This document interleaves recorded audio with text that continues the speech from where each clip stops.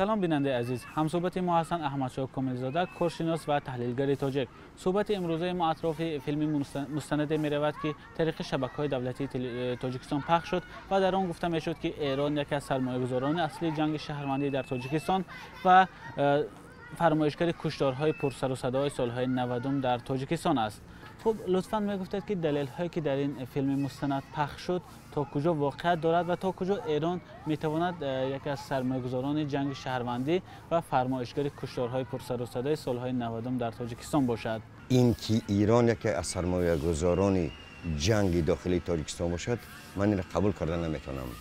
ما مشترکات دینی تا اندازه مذهبی، مشترکات از همه مهم زبانی و فرهنگی، مشترکات تاریخی عمومی، مشترکات موجودیت در یک منطقه، همکاری های بسیار گسترده فرهنگی اقتصادی که میان تاجیکستان و ایران هست، چندین دلیل های هست که هیچ عقل من قبول کردن نمیتواند که ایران برای درگیری یک جنگ در تاجیکستان که برای ایران هم خیلی مهم است، همسایگی و همرأی تاجیکستان با ایران برای یک درگیری یک جنگ داخلی سرمایه گذاری کند.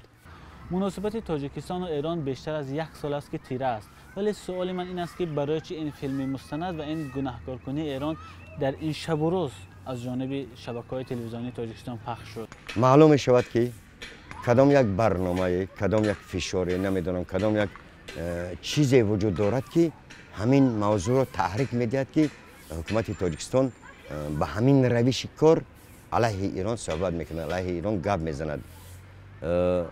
چرا امروز یعنی دیروز چرا این برنامه پخش شد؟ این دوام همون روشی هست که در تاجیکستان آغاز شده است، یعنی سیاه و بدنام کردن ایران از طرف تاجیکستان به این دلیل که روابط اینها بیشتر تیره شود. من فکر میکنم اینجا هم دستی بیگانه وجود دارد. خب پیامدهای این اقدام تاجیکستان چی بوده؟ میتواند برخی تحلیلگران حتی اشاره میکنند که قدم بعدی میتواند این کنده شدن مناسبات دیپلماتی بین تاجیکستان و ایران باشد. نظر شما در این باره چی است؟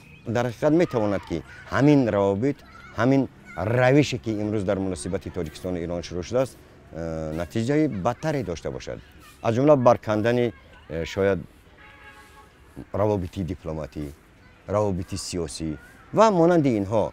این وابسته از این است که هر چقدر این تأثیری بیشتر برسانند، هر چقدر بخواهند که روابط بدتر شود، همقدر بدتر می شود. مشکلی های اصلی که امروز بین تاجیکستان و ایران تا حال حل نشدن به نظر شما چی است؟ نه کدام مشکلی هستند که تاجیکستان و ایران نمیتوانند بر سر آن توافق یابند؟ هیچ گونه مشکلی خاصی دیده نمیشود میان تاجیکستان و ایران که ما به طور آشکار، به طور علنی یا به طور روشن بگیم که این همین موضوع میتواند باعث